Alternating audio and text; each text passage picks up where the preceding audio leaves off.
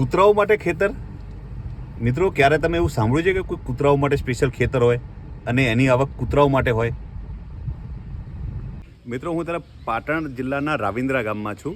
અહીંયા અમને એક વાત જાણવા મળી કે અહીંયા જે તે ટાઈમે એવા ખેતરો હતા જેની આવક માત્ર ખાલી કૂતરાઓ માટે હતી.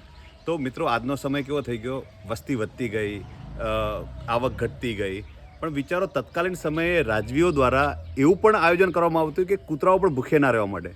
તો સર, એવું હતું કે આજુબાજુ ગામમાં એવો જે તે ટાઈમે ખેતરો હતા જેની આવક કૂતરાઓ માટે રાખવામાં આવતી છે. એટલે કેટલા કઈ રીતે ખેતરો?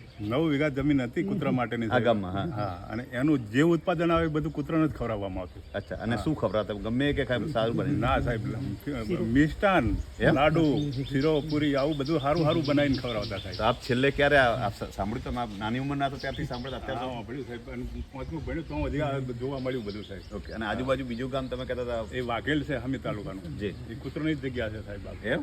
આપણે બીજા ગામડામાં બંધ થઈ ગયું. આપણે જે ખેડૂતો આવ્યા પેલા ધારામાં આવ્યા ને ખેડૂતો એ ભોગવી લીધું, બધું લઈ લીધું એ, અને આ વાત બંધ થઈ ગયું. વાહ. તો એક આ અદ્ભુત વાત છે કે તત્કાલીન સમયે સ્પેશિયલ ખેતરો એવા હતા જે ખાલી કૂતરાઓ માટે એની આવક આપવામાં આવતી.